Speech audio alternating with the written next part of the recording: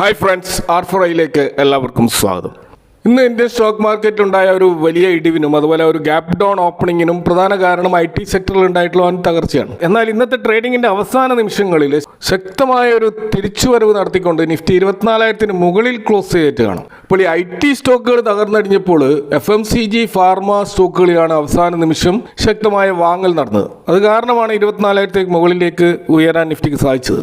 Nifty 50-ൽ Eternal, Power Grid, Bharti Airtel, Nestle India, NTPC, ITC, Apollo hospital, Sun Pharma തുടങ്ങിയ സ്റ്റോക്കുകളിൽ അവസാന നിമിഷങ്ങളിൽ നല്ല ബൈങ് നടന്നായിട്ട് കാണാം. ഇപ്പോൾ ഗ്ലോബൽ IT കമ്പനിയായിട്ടുള്ള ആക്സെഞ്ചറിൻ്റെ റവന്യൂ ഗൈഡൻസ് കുറച്ചതിനെ തുടർന്ന് ഇൻഫോസിസ്, TCS തുടങ്ങിയ IT സ്റ്റോക്കുകളിൽ വമ്പിച്ച ഇടിവാറുണ്ടായത്. ഈ ഇടിവില്ലായിരുന്നെങ്കിൽ നിഫ്റ്റി ഇന്ന് വലിയൊരു മുന്നേറ്റം തന്നെ നടത്തുമായിരുന്നു. ഇപ്പോൾ ഗ്ലോബൽ IT ജയൻ്റ് ആയിട്ടുള്ള ഈ ആക്സെഞ്ചർ അവരുടെ ഈ വർഷത്തെ റവന്യൂ ഗ്രോത്ത് ഫോർകാസ്റ്റ് ഗണ്യമായി കുറച്ചത് ആ സ്റ്റോക്ക് ഇന്നലെ US മാർക്കറ്റിൽ 17% വമ്പിച്ച ഇടിവാണ് നടത്തിയത്. ഇത് കാരണം ഗ്ലോബലായിട്ട് IT കമ്പനികൾക്ക് വരും ക്വാർട്ടറുകളിൽ അവരുടെയൊക്കെ ബിസിനസ് കുറയാൻ സാധ്യതയുണ്ട് എന്നുള്ള ഒരു ഭീതി മൊത്തത്തിൽ മാർക്കറ്റിൽ പടർന്നു. ഇപ്പോൾ ആക്സെഞ്ചർ എന്ന് പറയുന്നത് ഇപ്പോൾ എംപ്ലോയീസിൻ്റെ എണ്ണത്തിൻ്റെ കാര്യത്തിലും അതുപോലെ റവന്യൂവിൻ്റെ കാര്യത്തിൽ ലോകത്തിൽ തന്നെ ഏറ്റവും മുന്നിൽ നിൽക്കുന്ന IT കമ്പനികളിൽ ഒന്നാണ്. ഇപ്പോൾ നിലവിൽ ഏകദേശം 8 ലക്ഷത്തോളം ജീവനക്കാർ ഇവർക്കുണ്ട്. TCSന് 6 ലക്ഷമാണ്, ഇൻഫോസിന് 3 ലക്ഷമാണ്. ഇപ്പോൾ ഇന്ത്യയിലെ തന്നെ ജയന്റ് കമ്പനികളെക്കാൾ എത്രയോ മടങ്ങ് വരുമാനവും അതുപോലെ ജീവനക്കാരുമുള്ള ഒരു IT സോഫ്റ്റ്വെയർ സർവീസ് കമ്പനിയാണ് ആക്സെഞ്ചർ.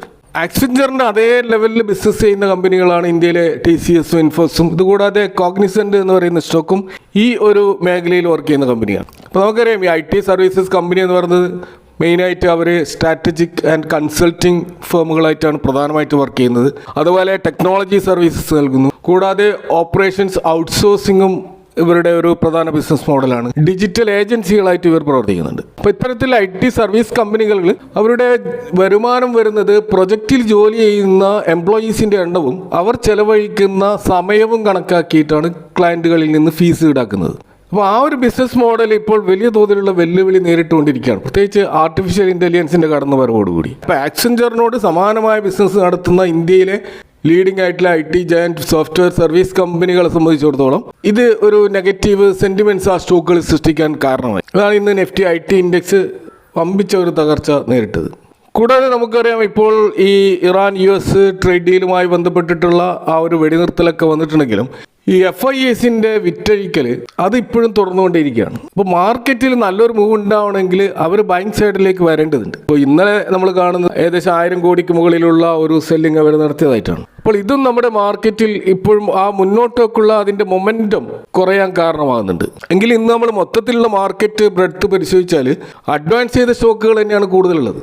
50% സ്റ്റോക്കുകൾ അഡ്വാൻസ് ചെയ്തപ്പോൾ 44% സ്റ്റോക്കുകൾ മാത്രമാണ് ഡിക്ലൈൻ ചെയ്തിട്ടുള്ളത്. അപ്പോൾ ഇന്ന് ഈ IT തകർച്ച കൂടാതെ മാർക്കറ്റിൽ നേരിയ ആശങ്ക പടർത്തിയ ഒരു വാർത്ത വന്നത് ഈ ഇറാൻ US ഡീലുമായി ബന്ധപ്പെട്ടാണ്. കാരണം സ്വിറ്റ്സർലാൻഡിലെ ബർഗൻ സ്റ്റോക്കിൽ നടക്കേണ്ടിയിരുന്ന US ഇറാൻ ആ ഒരു പീസ് ടോക്സ് അത് താൽക്കാലികമായിട്ട് പോസ്റ്റ്പോൺ ചെയ്തതായിട്ട് സ്വിറ്റ്സർലാൻഡ് വിദേശകാര്യ മന്ത്രാലയം സ്ഥിരീകരിച്ചിട്ടുണ്ട്. അപ്പോൾ ഈ ട്രംപും അതുപോലെ മസൂദ് പെസഷ്കിയാനും തമ്മിൽ യുദ്ധം അവസാനിപ്പിക്കാനുള്ള ആ ഒരു MOU ഒപ്പുവെച്ചിരുന്നെങ്കിലും തുടർന്നുള്ള ചർച്ചകൾ തടസ്സപ്പെടാൻ ഇപ്പോൾ പ്രധാനപ്പെട്ട ഒരു കാരണമായിട്ട് വന്നിട്ടുള്ളത് ഇറാൻ അനുകൂല സംഘടനയായിട്ടുള്ള ഹിസ്ബുള്ളക്കെതിരെ ലബനോനിൽ ഇസ്രായേൽ സൈന്യം ശക്തമായ ആക്രമണം തുടരുന്നതുകൊണ്ടാണ്. അപ്പോൾ ഈ സമാധാന കരാറിൻ്റെ ഭാഗമായിട്ട് ലബനോനിലെ സംഘർഷങ്ങൾ അവസാനിപ്പിക്കണമെന്ന് ഇറാൻ ആവശ്യപ്പെട്ടിരുന്നു. എന്നാൽ ഇസ്രായേൽ ആക്രമണം തുടരുന്നതിൽ പ്രതിഷേധിച്ച് ഇറാൻ തങ്ങളുടെ പ്രതിനിധി സംഘത്തെ സ്വിറ്റ്സർലാൻഡിലേക്ക് അയക്കുന്നത് തൽക്കാലം വൈകിപ്പിച്ചിരിക്കുകയാണ്. അപ്പോൾ ഇതാണിപ്പോൾ ഈ പോസ്റ്റ്പോൺ ചെയ്യാനുള്ള ഒരു കാരണമായിട്ട് റിപ്പോർട്ട് ചെയ്യപ്പെടുന്നത്. കൂടാതെ US സംഘത്തെ നയിക്കുന്നത് US vice president JD Vance ആണ്. എന്നാൽ ഈ ചർച്ചകളുടെ ആ ഒരു പ്രകൃതവും അതിൻ്റെ ആ ഒരു ക്രമീകരണങ്ങളും ഒക്കെ വളരെ സങ്കീർണമായതുകൊണ്ട് അതിലൊരു ക്ലാരിറ്റി വരുന്നത് വരെ വാൻസ് തൻ്റെ യാത്ര മാറ്റിവെച്ചതായിട്ടാണ് വൈറ്റ് ഹൗസ് വ്യക്തമാക്കുന്നത്. ഏതായാലും ഇത്തരത്തിലുള്ള ചില നെഗറ്റീവ് വാർത്തകൾ വന്നതുകൊണ്ട് തന്നെ ക്രൂഡ് ഓയിൽ ഇന്ന് ഒരു ഘട്ടത്തിൽ 50-ന് മുകളിൽ പോയിരുന്നു. ഇതുപോലെ നമ്മളിപ്പോൾ ഇൻ്റർനാഷണൽ മാർക്കറ്റിൽ കാണുന്ന ഒരു ട്രെൻഡ് ഗോൾഡ് പ്രൈസും സിൽവർ പ്രൈസും വലിയ തോതിൽ താഴോട്ടേക്ക് വരുന്നതായിട്ടാണ്. ഇപ്പോൾ ഇൻ്റർനാഷണൽ മാർക്കറ്റിൽ ഗോൾഡിൻ്റെ വില നിശ്ചയിക്കുന്നത് നമുക്കറിയാം US ഡോളറിലാണ്. ഇപ്പോൾ ഡോളറിൻ്റെ മൂല്യം ഇപ്പോൾ കുറച്ച് ശക്തമായിട്ടുണ്ട്. അപ്പോൾ ഒന്ന് ഈ യുദ്ധം കാരണം ഒരു സേഫ് ഹെവൺ എന്നുള്ള നിലയിൽ ഗോൾഡ് സൂക്ഷിച്ചവർ അവരിപ്പോൾ ഗോൾഡ് വിറ്റഴിക്കുന്നുണ്ടാവാം. ഇതുകൂടാതെ ഈ സെൻട്രൽ ബാങ്കിൻ്റെ സെല്ലിങ്ങും നടക്കുന്നുണ്ട്. ഇപ്പോൾ കഴിഞ്ഞ ഏതാനും വർഷങ്ങളായിട്ട് നമുക്കറിയാം സ്വർണ്ണവില കുതിച്ചു കയറാനുള്ള പ്രധാന കാരണം ലോകത്തിലെ വിവിധ സെൻട്രൽ ബാങ്കുകൾ പ്രത്യേകിച്ച് ചൈന, റഷ്യ, ടർക്കി പോലെയുള്ള രാജ്യങ്ങൾ സ്വർണം വാങ്ങിക്കൂട്ടിയിരുന്നു. എന്നാൽ അടുത്തിടെ ചില സെൻട്രൽ ബാങ്കുകൾ തങ്ങളുടെ സാമ്പത്തിക പ്രതിസന്ധികൾ മറികടക്കാൻ വലിയ തോതിൽ സ്വർണം വിറ്റഴിക്കുകയോ അല്ലെങ്കിൽ പുതുതായിട്ട് വാങ്ങുന്നത് താൽക്കാലികമായി നിർത്തുകയോ ചെയ്തിട്ടുണ്ട്. അപ്പോൾ ഇത് സ്വർണത്തിൻ്റെ സപ്ലൈ മാർക്കറ്റിൽ വർദ്ധിപ്പിച്ചിട്ടുണ്ട്. അതും ഈ ഇപ്പോഴുള്ള വിലക്കുറവിന് ഒരു കാരണമാകുന്നുണ്ട്. എങ്കിലും ഇതൊരു ടെമ്പററി കറക്ഷൻ മാത്രമാണെന്നും ലോങ് ടേമിൽ സ്വർണം ശക്തമായ ഒരു അസറ്റായിട്ട് തുടരുമെന്ന് തന്നെയാണ് പൊതുവെ മാർക്കറ്റ് അനലിസ്റ്റുകൾ വിലയിരുത്തുന്നത്.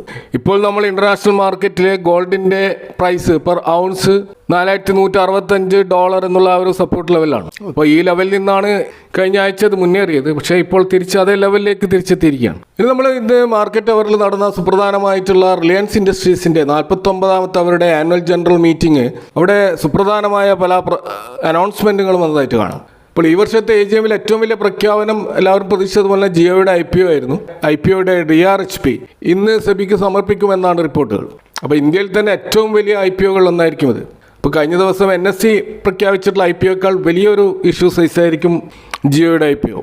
കൂടാതെ മുകേഷ് അംബാനി പറഞ്ഞിട്ടുള്ള പല കാര്യങ്ങളും നമ്മൾ കാണുന്നത് റിലയൻസിൻ്റെ പുതിയ AI വിഭാഗമായിട്ടുള്ള റിലയൻസ് ഇൻ്റലിജൻസ് അത് കൂടുതൽ ശക്തമാക്കാനുള്ള തീരുമാനങ്ങളുണ്ട്. കൂടാതെ ജിയോ കോൾ ഏജൻറ്റ് എന്ന് പറയുന്നുള്ള ഒരു സർവീസ് അവരുടെ ഫോണുകളിൽ ഇൻട്രൊഡ്യൂസ് ചെയ്യാൻ പോവുകയാണ്. അതുപോലെ മൈ ജിയോ ആപ്പ് അത് സാധാരണ ആപ്പിൽ നിന്ന് മാറി ഒരു പേഴ്സണൽ AI ഏജൻ്റായിട്ട് അപ്ഗ്രേഡ് ചെയ്യപ്പെടുമെന്നും റിപ്പോർട്ടുകളിൽ കാണുന്നുണ്ട്.